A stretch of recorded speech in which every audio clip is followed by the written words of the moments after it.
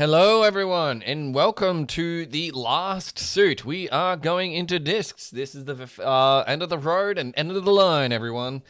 And we will get to the lowest low, which it corresponds to the highest high, which is the full, which is the 10 of discs. And from what I gather, he has a pretty lengthy explanation on this. Babylon. After we go through it, so that's going to be a very interesting. It's going to be a very interesting one because I think it's the most important one because it's obviously discs is going to be our manifested world, the things that we are holding right now. It is the wine of Babylon.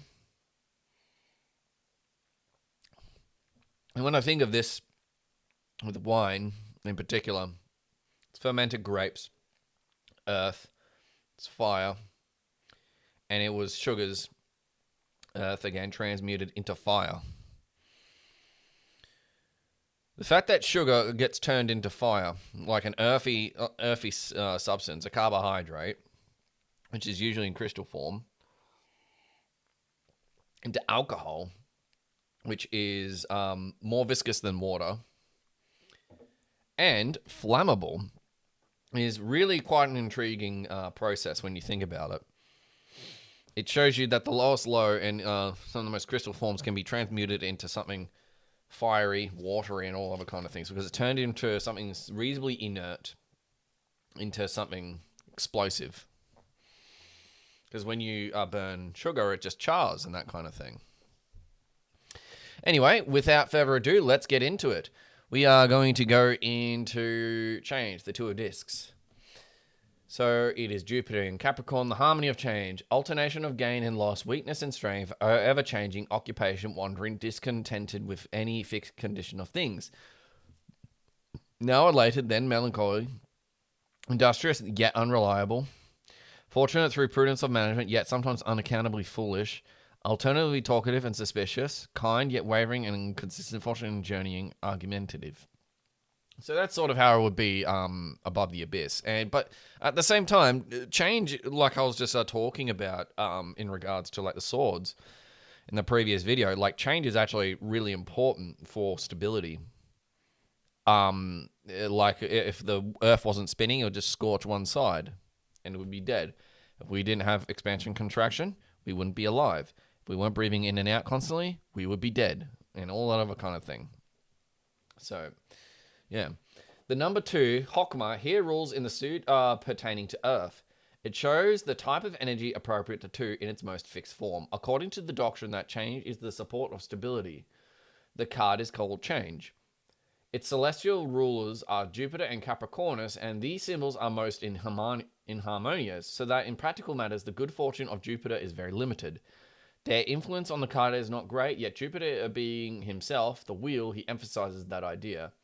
The card represents 2 pentacles on one above the other. They are the Chinese symbols of the yang and yin, duplicated as in the Hisyang. One wheel is dextro and the other lave rotero. I think it's just referring like the yin and yangs are of different direction. They thus represent the harmonious interplay of the 4 elements in constant movement. So yeah. One may, in fact, consider the card as the picture of the complete manifested universe in retrospect to its dynamics. I actually want to get you a picture because a drawing I made actually sort of corresponds to that picture. I want to show you. Now, here's something really interesting about that picture. I did not actually draw that picture with that card in mind when I made this. But notice anything? When you flip it, it becomes 2 different elements. Earth into fire, and then like obviously air into water. You flip it again, it becomes fire into earth, and then water into air. And this is like the iridescent serpent, basically the many-colored serpent that's usually of purple of color, but it obviously has many different kinds, and it's of that same thing. And I did not, but obviously it came from my unconscious that when I was drawing this. And you know what's interesting? Like, I never thought painting could have been a very unconscious effort like writing, and I guess what do you call it? Music and film. But it turns out it can be that even singular pictures can have all kinds of interesting stuff emerge from the unconscious mind when you actually put your mind to it. So there is that. About the is entwined a great serpent. See Liber 65, chapter 3, verses 17 to 20. His tail is in his mouth. He forms the figure 8, the symbol of the infinite. The equation is 0 equals 2. Here we go. It's the same sort of thing again that was sort of mentioned in the Lover's card and in the Fool. So, and O2. So like oxygen, O2. The air we need to breathe and stay alive and that kind of thing. Now we go to Babylon's explanation. Even though Jupiter and Capricorn are not usually happy with each other, they're high up on the tree of life. Their differences are more or less forgiven. Crowley calls this card the picture of the complete manifested universe in respect of its dynamics. Like the two of the other suits, this card, not the ace, represents the first manifestation of its elemental disc. Represents the first manifestation of its element. Discs being Earth, and as we recall, Earth being the throne of spirit, we have in a very real sense completed a great cosmic circuit. Having got to the top, to the bottom, Crowley explains, one immediately comes out again at the top. Hence, the card manifests the symbolism of the serpent of the endless band. Highest high, lowest low. Then I beheld myself compassed by about which the infinite circle of emerald that encloseth the universe. As if to suggest the nuclei of the first dividing cells of what will soon be the material universe, two yin-yangs well in the center of the two coils of the serpent. The top rotates to the left and contains within itself the symbols of fire and water. The bottom one rotates to the right and contains within itself the symbols of air and earth. Harris tells Crowley that she... Oh, you fucking... Sorry, guys. A fly just fucking landed into my wine glass and now he's swimming in it.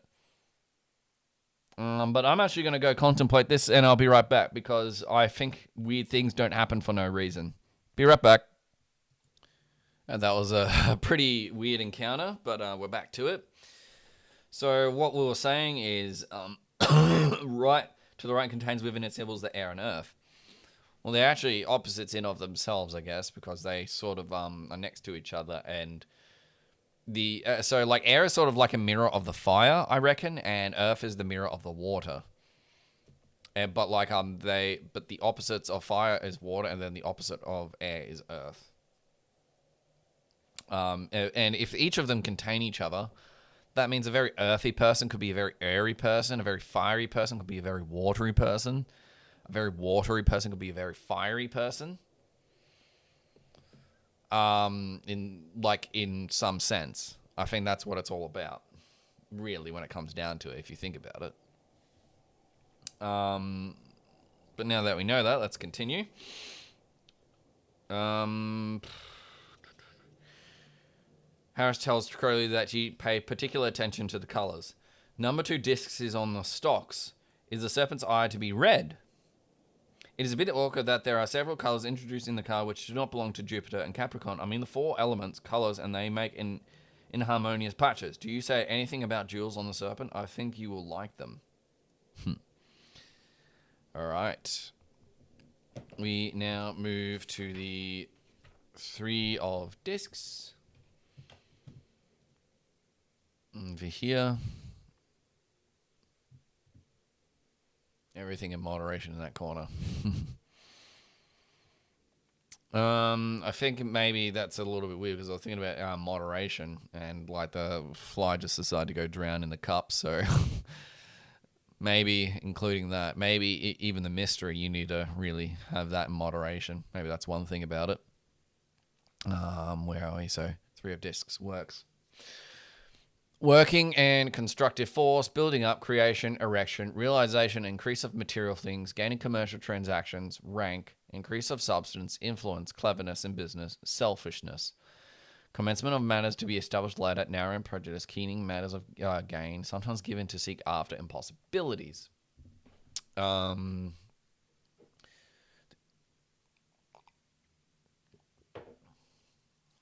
man. A lot of weird things are happening. The influence of Bina in the sphere of Earth shows the material establishment of the idea of the universe. The determination of its basic form, it is ruled by Mars in Capricornus.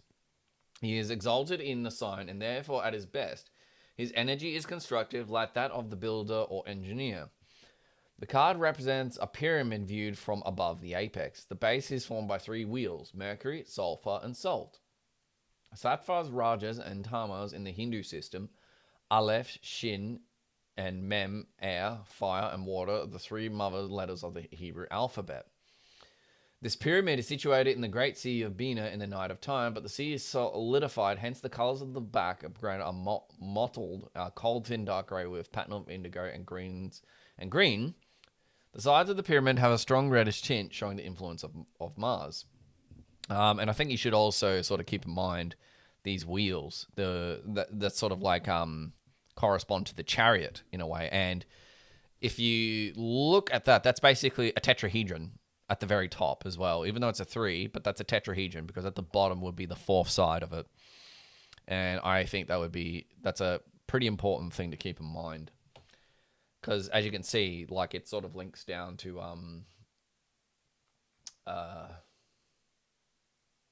the chariot over here. The wine is spilt. Anyway, let's now move on to Babylon's explanation.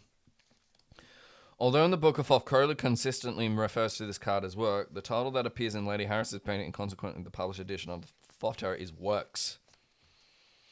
In either case, the factors that determine its character, Bina, Avasaya, Mars, and Capricorn, make this card among all the abstract supernal triad small cards.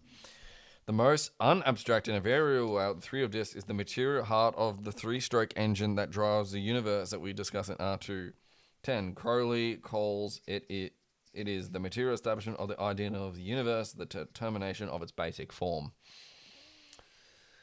Yeah, so basically the 3 mother letters and the 3 alchemical primer and the 3 primordial elements. The image is an aerial view of a pyramid of a tetrahedron firmly fixed on a desolate desert representing the great sea of Bina. The grey sand dunes seem to have been formed by blasts of energy emanating from the structure, which itself is supported by 3 great reels. Although they are very small and difficult to see, the symbols of the alchemical elements Mercury, Sulfur, and Salt appear in the hubs of the 3... Oh, do they? Yeah, they do. Holy crap, I didn't notice that. And I was just talking about that too. Although they are very, very small and difficult to see, the symbols of the and Salt appear on the hubs of the 3 wheels, suggesting the eternal universe sustaining competition of the 3 gunas of the Hindu system. So, I think it's... I was just sort of looking at how everything's a wheel. And in some respect, when motion is in place, each element or each phenomena actually competes with each other, and that actually the conflict, which is a bit fucked to think about when you think about the conflict, is what drives everything. This creation. Conflict is what drives creation. And to have full peace means we would be in absolute eternal nothingness. So that's it for that one. We will now go to Chesed. We go to the 4 of Discs. Assured material gain, success, rank, dominion, earthly power, completed but leading to nothing beyond. Prejudicial, covetous, suspicious, careful and orderly but discontented. Little enterprise or originality, according to dignity as usual. 4 Hesed shows the establishment of the universe in 3 dimensions, that is, below the abyss. The generating idea is exhibited in its full material sense. The card is ruled by the sun in Capricornus, a sign in which he is reborn. The discs are very large and solid. The suggestion of the card is that of a fortress. This represents law and order, maintained by constant authority and vigilance. The discs themselves are square revolution is very opposite to the card, and they contain the sign of the 4 elements. For all that they revolve, defense is valid only when violently active, so as to appear stationary. It is the dead center of the engineer. And Capricornus is the point at which the sun turns again northward, the background of a deep azure, flecked yellow, suggesting a moat. But beyond this is a pattern of green and indigo to represent the guarded fields whose security is assured by the fortress. And, that seems to be what I find really interesting, as we were talking about, like, established authority in the swords yesterday. And I guess also, if you look at the other cards, like completion and luxury, they're all sort of referring to the demiurge in some way. And that something I've just learnt is that all four of these cards in some way represent the same idea of Jupiter, because they're or Hesed, because they're all sitting in that same Sephiroth.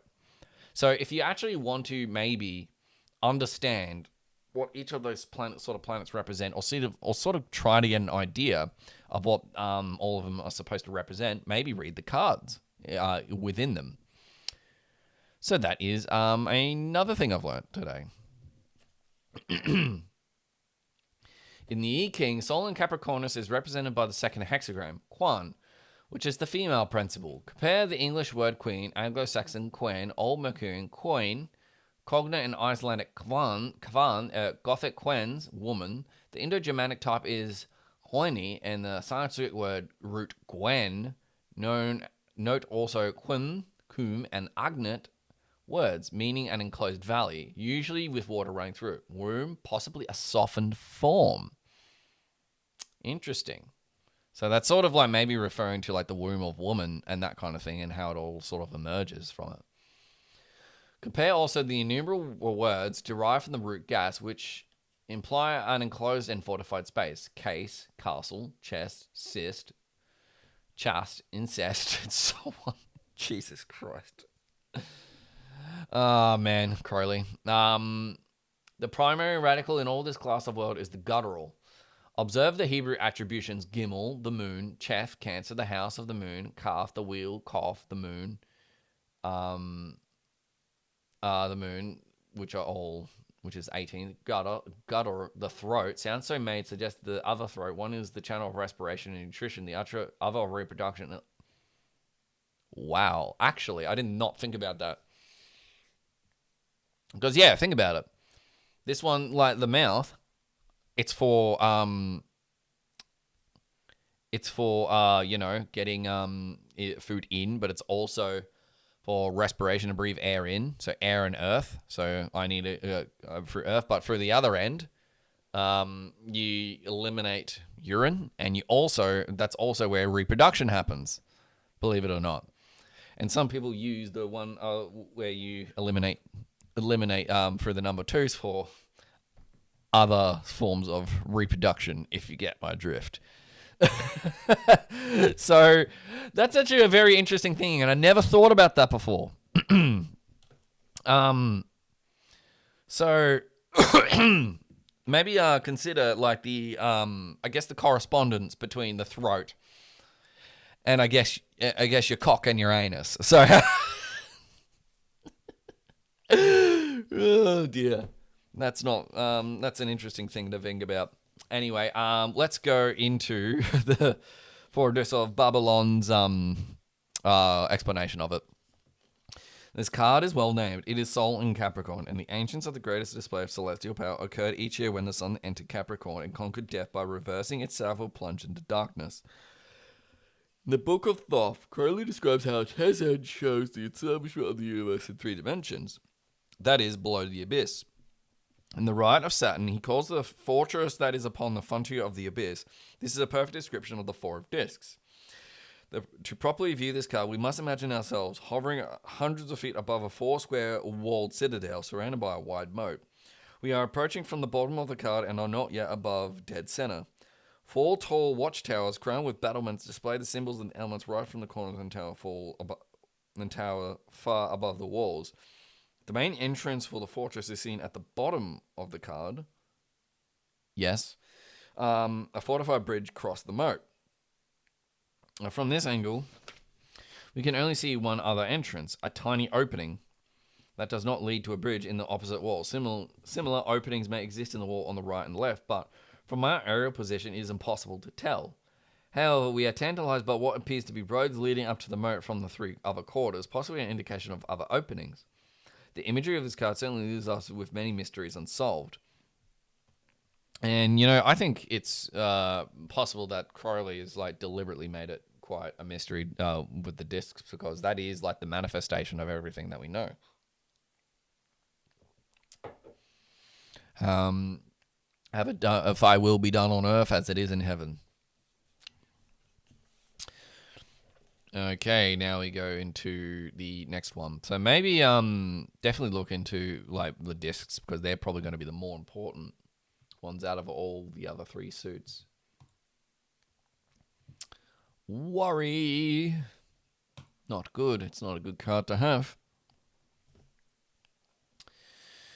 So, worry, 5 of discs. Loss of money or position. Trouble about material things, labor, toil, land cultivation, building, knowledge, and acuteness of earthly things. Poverty, carefulness, kindness, sometimes money regained after severe toil and labor. Unimaginative, harsh, stern, determined, obstinate. Yeah, definitely. The number 5 Gebra in the suit, Earth, shows the disruption of the elements, just as in the other suit. This is emphasized by the rule of Mercury and Taurus, types of energy which are opposed. It needs a very powerful Mercury to upset Taurus, so the natural meaning is intelligence applied to labor. The symbol represents 5 discs in the form of the inverted pentagram, instability in the very foundations of matter. The effect is that of an earthquake. They are, however, representative of the 5 Tattvas. These hold together on a very low plane an organism which would otherwise disrupt completely. Their background is an angry, ugly red with yellow markings. The general effect is one of intense strain, yet the symbol implies long continued inaction. Yeah, that's probably what it is. Lots of internal strain, but no action. That's never a fun thing to think about. I guess that's what worry is when you think about it, right? It's just inaction but lots and lots of internal strain. So when you think too much, I guess it really is just really bad for you. Despite Mercury's active nature and Taurus's tendency to be a bit sluggish, this is not an overly difficult match. People with this aspect in their natal horoscopes are often very patient, practical, and conservative. However, Gebra throws a disturbing and stressful monkey wrench into the mechanism of this otherwise stable device. The natural result is worry, the kind of worry that has you asking, am I being put into a predicament I can't get out of? Am I over my head? Will I be crushed by the blind momentum of this situation? The surface of this car cannot contain the full images of 5 ponderous gear wheels laid on one upon another like the inner workings of a huge and grotesque clock. What appears as 5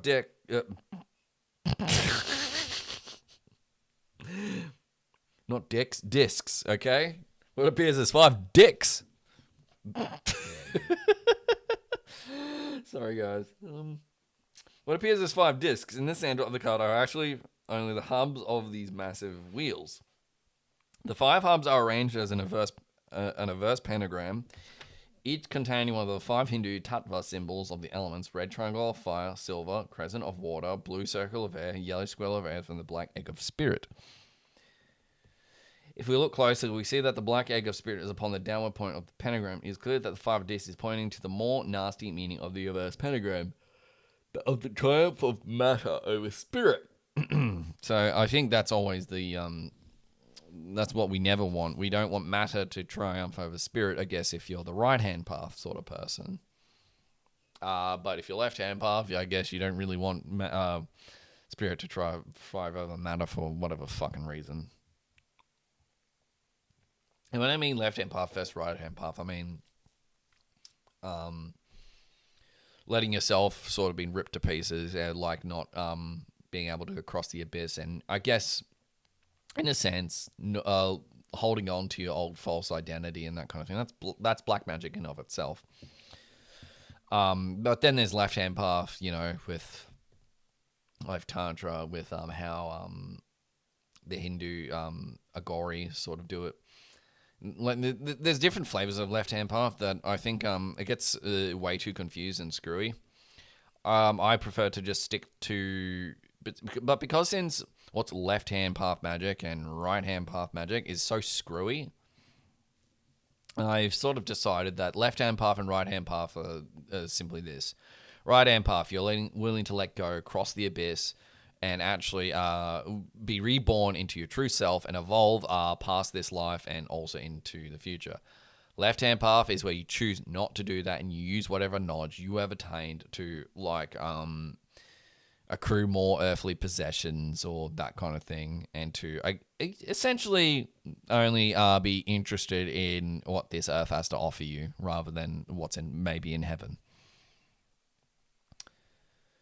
So, yeah, that's the best way to think about it, I reckon. If you want to do left-hand path, right-hand path, rather than deliberating if Goetia is left-hand path. I fucking hate discussing that, man. Anyway, let's go to 6 of discs. Success! Oh, a lovely card. Success in gaining material undertakings. Power, influence, rank, nobility, rule over the people. Fortunate, successful, liberal, and just. If ill-dignified, may be purse, proud, insolent from excess, or prodigal. All right. The number 6 Tifref, as before, represents the full harmonious establishment of the energy of the element. The moon in Taurus rules this card. Oh, yes, I have this one. And this, while increasing their approach to perfection, for the moon is exalted in Taurus and therefore in her highest form, makes the condition is transient. The discs are arranged in the form of a hexagram, which is shown in skeleton. In the center blushes and glows the light rose matter of dawn. And without all are 3 concentric circles, golden, yellow, salmon pink, and amber. These colors show Tifref fully realized on Earth. It reaffirms in form what was mathematically set forth in describing the ace. The planets are arranged in accordance with their usual attribution, but they are only shown as disks irradiated by the sun in their center. The sun is idolized as the rose in cross. The rose has 49 petals, the interplay of 7 with the 7. All right. 7 and 7, yeah, because 7 squared's 49 and 7 cubed is 343, which is another sort of important angel number, which is the studios that made Halo. All right, Babylon's description. All things considered, things don't get any better than this in the suit of discs. The moon is exalted in Taurus and eminently happy to be there. As change in the moon's primary characteristic, however, we may not have much time to enjoy our success. On the other hand, Tifref as always comes to the rescue. It represents consciousness in its most harmonized and balanced form, definitely informed not only in the idea, but it is in the case of the number 2. In other words, the sun is an interpretation of Thoth in terms of the mind. So I guess that's basically success, like the earthly manifestation of the self is, I guess, like the best manifestation of yourself, I guess. And that can be interpreted with the 6 of discs. For this reason, it is interesting to compare this card with the Ace of Discs, because in a very real sense, the 6 of Discs is an interpretation of the Ace of Discs. In terms of the mind, in this, the most earthly and material suit, 6 Tipperef, applies its noble and stable influence toward practical ends. It is a brief reward for the tireless, if somewhat mindless, hands-on labor of the entrepreneur. The basic image is that of the hexagram we found in the white section of the lower arm of the Hermetic Rose Cross. The sun surrounded by the other 6 planets of the ancients. Here the sun of Tipperef is represented by the rose of 49 petals crucified upon a cross of 5 squares. I guess technically, yeah. This device long associated with the sun in magical and Masonic symbolism is surrounded by 3 concentric rings of golden, yellow, salmon pink, and amber, which is in some reproductions are hard to see. And yeah, they are. So it's sort of around in here. In a tarot reading, this card acts somewhat like a Midas touch, bringing the neighboring cards to the prospect of actually manifesting their qualities on the material plane. So that's always good, I guess. All right. We now go to 7 of discs. The opposite. Failure. This is not a good one.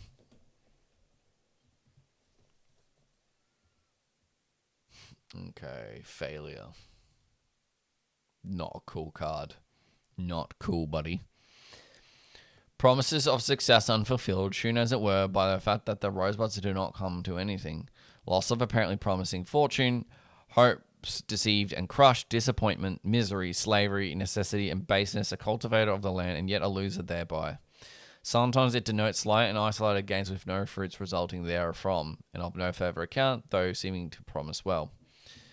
And I mean, this is a card that appeared at a really fucked up point in my life when I was in 2020, early 2025, and I remember what I associate this fucking card with, and that just sort of stings. The number 7, Netzach, has its customary enfeebling effect, and this is made worse by the influence of Saturn and Taurus. The discs are arranged in the shape of the geomantic figure, Rubus, the most ugly and menacing of the 16. See 5 of Cups. The atmosphere of the card is that of blight. On the background, which represents vegetation and cultivation, everything is spoiled. The 4 colors of Netzach appear, but they are blotched with angry indigo and reddish orange. The discs themselves are the leaden discs of Saturn. They suggest bad money. So instead of gold, you're getting lead, which is poisonous, dull, malleable, and dark. And it's, not good. Anyway, let's continue. To Babylon. This card represents an image of cold, stark beauty. That I'm afraid, is the best thing that can be said about it. Try as I may, I can't find one kind word from Crowley concerning failure. But honestly, have any of the 7s really thrilled us? We have to hand it to Lady Harris, though. She did a marvelous job of setting 7 leaden coins. They suggest bad money, Crowley explains. Struck with the symbols of Saturn and Taurus is a world of dead and blackened vegetation. They form the geomantic figure Rubus, which Crowley describes as the most ugly and menacing of the 16. One look at our formula tells us we are in for trouble. Netzach, the fear of dreamy-eyed prima donna Venus, has, as Crowley puts it, its customary enfeebling effect. And cold, heavy Saturn in slow, earthy Taurus adds jackbooted insult to unimaginative injury. Crowley summarizes the dark imagery of the card. There's no effort here, not even dream. The stake has been thrown down and it's lost. This is all labeled self is abandoned. Everything is sunk into sloth. That is not good, people. When the 7 discs show up in a tarot reading, you better hope your question was, what's going to happen to my worst enemy? Interesting. All right. Anyway, let's move to 8 discs. Prudence.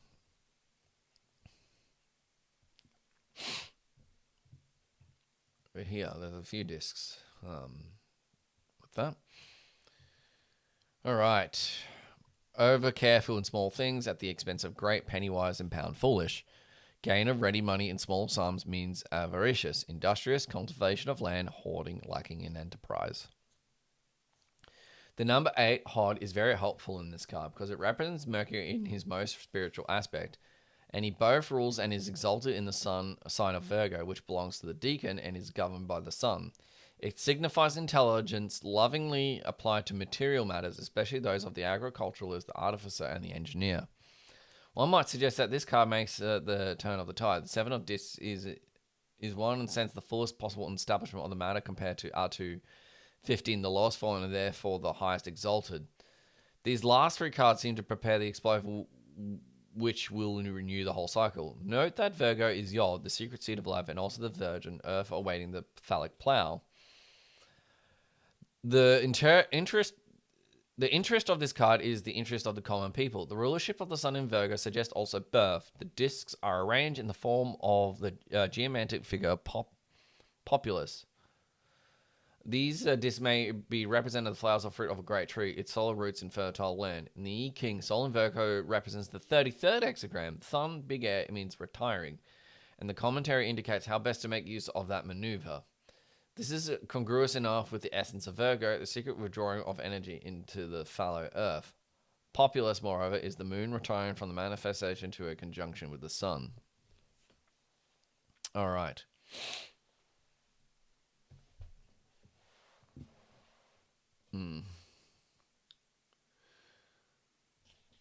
Let's now move on to this one. Why the 8 of disc prudence is so inoffensive while the 7 of disc fail is so perfectly awful. Both cards are low on the tree of life and off the middle pillar. The formula explains it all. Hot is the sphere of Mercury. Mercury both rules and is exalted in Virgo. Virgo is the mutable zodiac sign and therefore the stabilizing influence of Earth. Earth is the element of Asaya and the suit of disc. Isn't this cozy? And finally, the sun radiates its life-giving rays upon all this mental Mercury fertility Virgo Earth. Of course, everything isn't perfect. The number of 8, a position, is still unbalanced and weak. There are enough mitigating factors, however, to make Crowley comment that this card signifies intelligence lovingly applied to material matters, especially those of the agricultures, the artificer, and the engineer. The discs are plum-coloured blossoms of a thick stalk tree, firmly planted in the earth. Like the discs in the Golden Door model, they are arranged to suggest the figure Populus, which is one of the two geomantic symbols representing the moon. In all candor, I am unsure why this is so, perhaps because of the moon's association with the planting of crops. This card is well named, for prudence is a passive activity. It is calculating, plant, and wait. Wait and see. Bet, but only if you're fixed in the game. Alright guys, I'm going to be right back. I'm just going to get a quick drink of water. Alright, I'm back everyone. So, I guess it's pretty much instant. I just paused the recording. We are now very close. We will go to 9. So now we are going into gain. So success and gain. Complete realization of material gain, good riches, inheritance, covetous, treasuring of goods, and sometimes theft and knavery. The whole according to dignity. The number of 9, Yesod, inevitably brings back the balance of force in fulfillment. The card is ruled by Venus in Virgo. It shows good luck attending material affairs, favor, and popularity. The discs are arranged as an equilateral triangle of 3 apexes upward, close together, and surrounded at some distance by a ring, 6 larger discs in the form of a hexagon. This signifies the multiplication of the original establishment word by the mingling of good luck and good management. The 3 central discs are of the magical pattern as in earlier cards, but the others, since the descent into matter implies the graduation exhaustion of original worldly energy, now take on the form of coins. These may be marked with the magical imagery of the appropriate planets. As a general remark, one may say that the multiplication of a symbol of energy always tends to degrade its essential meaning as well as complicate it. Okay. Let's go to Babylon's interpretation. Oh, how happy I am to see this card when the question concerns material matters. I don't care how unspiritual it sounds, I love this card. 6 small coins stamped with remarkably detailed and imaginative personifications of the planet, surrounded by a large unmonzel of that is interlaced with 2 companion discs of the same size. Few cards of the Thoth Tarot bear less resemblance to Crowley's description in the Book of Thoth than this one. I have to conclude that his words were part of his original instructions to the house too, and not an account of the finished product. Be that as it may, the 9 of discs is a balanced and beautiful interpretation of what most people on this planet think of as good luck. Crowley even uses the word good luck twice in his comments.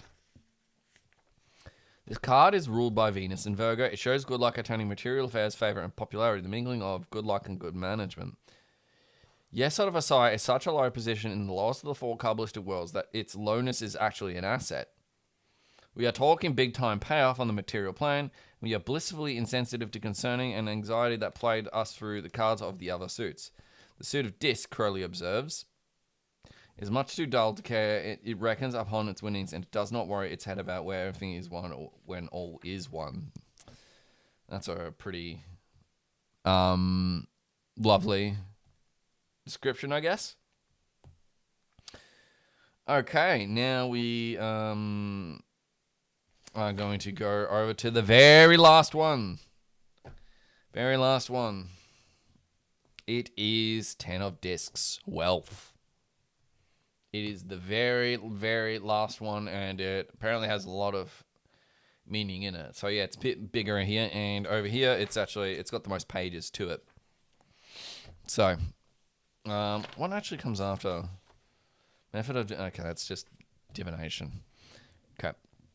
Anyway, we are very close, guys, to the very last one, which will be the 30-second video. And then 33rd, I am actually going to probably do a summary and a bit of an essay about it, and I guess talk about it in a sense, because I think it won't be complete without some kind of summation of my own understanding of what I've been reading, and because I think that would be what actually brings the whole things together. My own understanding, my own conscious thing about it, and that might come a bit later, honestly, because I think I need to let all of it metastasize and grow, and as everything should. Might even read it to myself. All my things. Wouldn't that be wonderful? Anyway, okay. So wealth, completion of material gain and fortune, but nothing beyond, as it were. At the very pinnacle of success, old age, slothfulness, great wealth, yet sometimes lost in part, heaviness, dullness of mind, yet clever and prosperous in money transactions. The number 10, Malkuth, as always, represents the final issue of the energy. Here is great and final solidification. The force is completely expended and results in death. Mercury rules this card in Virgo, and this may imply that the acquired wealth, being inert, will be dissipated unless put to further use by devoting its power to objects rather than mere accumulation. The discs, or as they have now become, coins, are arranged on the tree of life. But the 10th coin is much larger than the rest. Damn, it is. The image indicates the futility of material gain. Something, maybe there is some kind of like weird message to all of that, right? Like, I think we always try to think about material gain, but maybe it just doesn't. How much does it actually help you when you think about it? I think it's I think the key, like, while you want to have plenty of money, right? You want to have a house and a car, yeah, that's all good, but past that, beyond decadence and all other kinds of things, what is there to really do when you think about it? I think that's the really important thing to keep in mind, I guess. Yeah. Anyway, sorry, we've got sidetracked a bit there, but I think that, like, it's because there's so much. I think it's because the way we look at money as a Western civilization is completely fucked and it's backwards, and I hate it, and dare I say it. I'm not going to go into it. But it's a subject of my life that I've wrestled with a lot, and I fucking hate the subject so much. Like, even though I used to, like, I got a job in finance, in financial planning, reconciling people's bank accounts and stock fucking things. So it's interesting.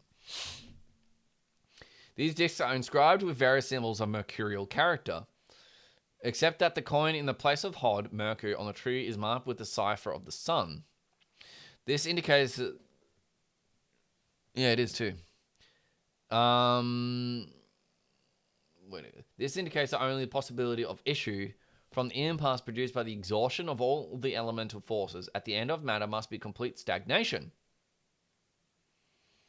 Were it not that in always inherent the will of the Father, the great architect, the great arithmetician, the great geometer, in this case, their Mercury will represent the logos, the word, the will, the wisdom, the eternal Son, and the Virgo and the Virgin, and every implication of that symbol. This card is in fact a hieroglyph of the cycle of regeneration. Among the geomantic figures, Mercury in Virgo is conjunct to you. This meaning conjunction is showing plainly by the attraction of the descending female triangle. The cipher of the yoni to the ascending male trigram of that of the ingam. This union completed, they appear interlaced, forming the figure of Capricornus, the sign in which the sun finds his rebirth. It is the holy hexagram, the symbol of the unity of the macrocosm and microcosm. The accomplishment of the great work, the summum bonum, the true wisdom, perfect happiness. Sic sit verbis. Let's actually see what that means.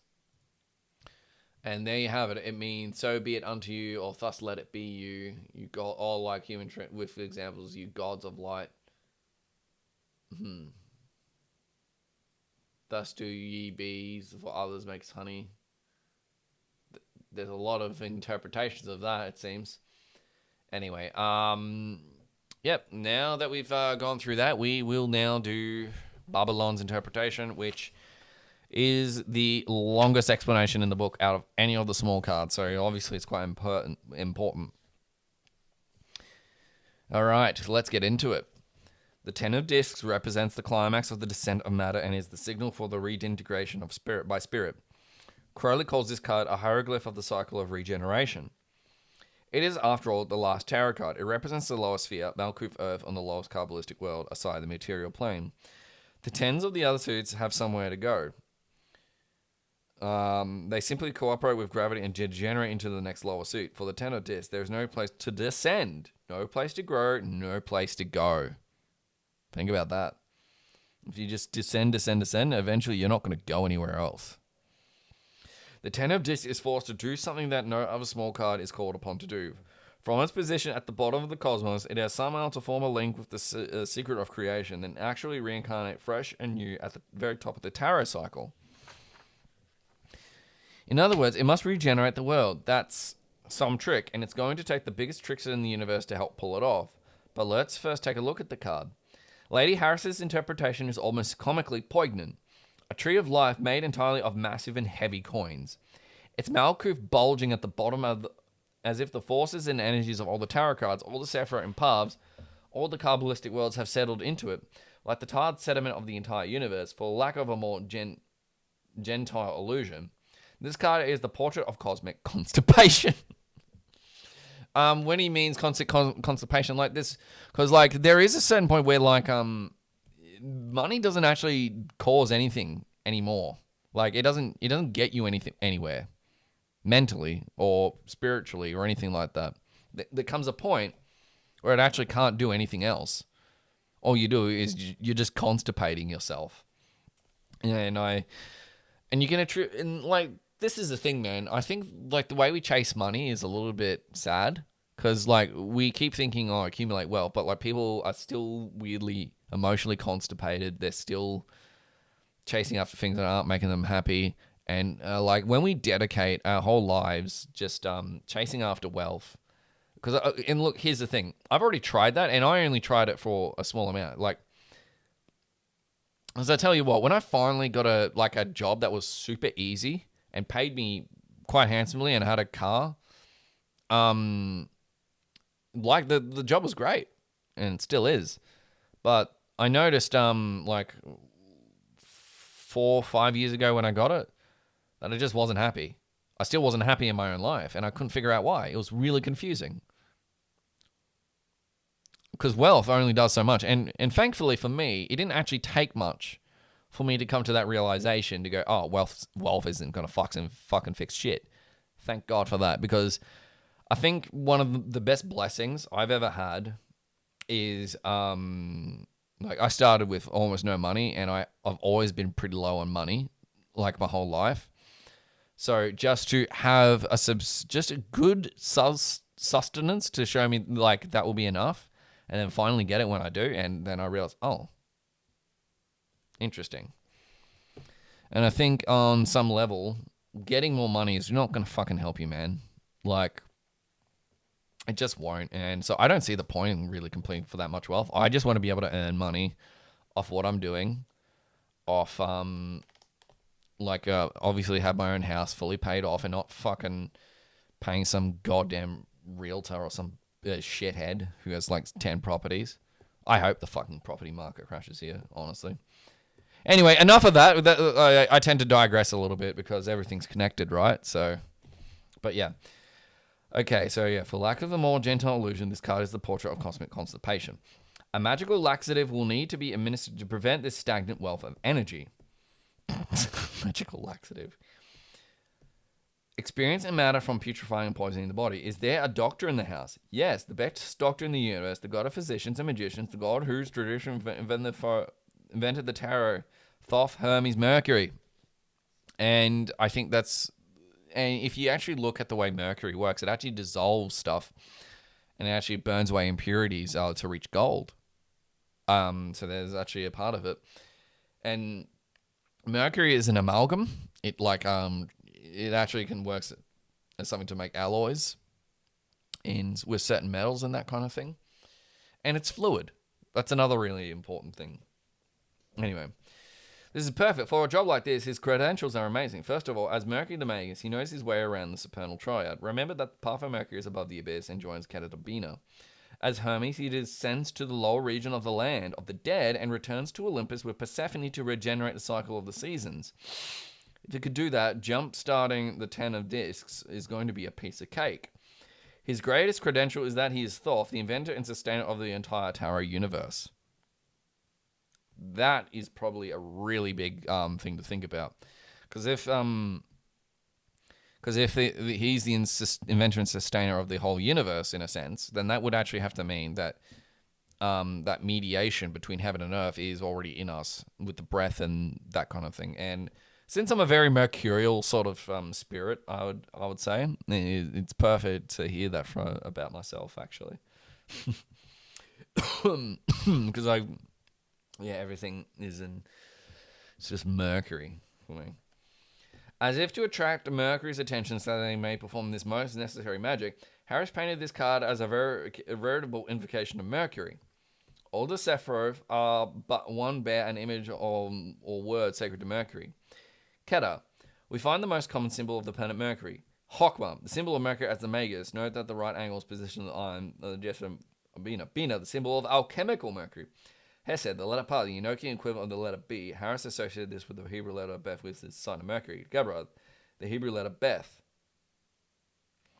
Tiphereth, the name of Raphael, written in Hebrew, the ruling angel of Mercury. Netzah, the 8-point star of Mercury. Hod, the hexagram with the hexagon, the symbol of the sun. Yesod, the Pythagorean tetractys. Malkuth, the mercurial caduceus, is made from the 3 mother letters of the Hebrew alphabet. So there you go. Like, Mercury just appears all through the Sephiroth. All through them. And obviously, to actually gain any kind of, I guess, use of this this whole tree that you see over here, any part of the path, any part of the Sephiroth, you need the universal agent, which is Mercury. It's the intellect. It's the descending from the head to the crotch, to your anus and your wand. So it's all there. So with all that in mind, you can actually you already have all the things in the universe to help you. It's just whether you want to use them or not in the right way. That's all there is to it, man. Why do all the Sephiroth contain an image of Mercury except Hod, the sphere of Mercury itself? That's a very good question. Crowley mentions it as being the key of this remarkable regenerative process. These discs are inscribed with various symbols of mercurial character, except that the coin in the place of Hod Mercury on the tree of life is marked with the cipher of the sun. This indicates the only possibility of issue from the impasse production by the exhaustion of all the elemental forces. I take this to mean that at this stage of the game, Mercury needs inspiration and direction. Crowley said it most succulently. When wealth accumulates beyond a certain point, it must either become completely inert and cease to be wealth, or call in the aid of intelligence to use it rightly. In this way, Carnegie establishes a library, Rockefeller endows research, simply because there is nothing else to do. And I think that's, really important. And I don't think it even really needs to matter, even like just like actual money. It's also experience in how much you've learnt, what wisdom you know, what experiences you've had, and all this other kind of thing. There's actually a certain point where it just stops being wealth and it becomes, and I think this also, it comes with certain experiences as well. Like if we talk about obviously hard drugs, for example, like opiates and amphetamines, I'm guessing at some point the experience itself stops giving you any kind of experience positive at all, if any, really. Like the addiction at some point actually stops, it stops being pleasurable to begin with, actually. Even if you were to come off it and you went on it again, you would probably still not have any pleasure. And that's the constipation. You got to instead use whatever material you gain from it, whether it's going to prison or whatever, and using that experience instead to transmute it into something useful. and then transmuting into light. Like writing a book about your recovery from meth addiction or opiate addiction or just anything else, really, when you think about it. That's a very crude example, but you get what I mean. Yeah, it was a very crude example. Oh well. By plugging into the sun in the sphere of Mercury, in the Tree of Life, otherwise loaded with Mercury, Harris is calling the aid of intelligence to give to this card the spiritual integrity necessary to regenerate the world and become the ultimate cosmic philanthropist. All right. And that will be the final card. We're done. We are done, ladies and gentlemen. I am not going to fucking go through the Sephiroth for the simple reason that I think it's the way we've gone through it should be like explanatory enough of how it sort of all works anyway. So with that in mind, I guess I'll do a little bit of a summation of what I think has been very valuable for this whole journey. Like certain things actually happened as like particularly when I was like doing the trumps, like all the major trump cards. Like there was always something that was happening in my life that was in line with that. Each time I made a description about it or thought about it or anything along those lines. And this showed me that this card ballista is not just a thing about like abstract concepts. It can actually manifest in your life in many different ways.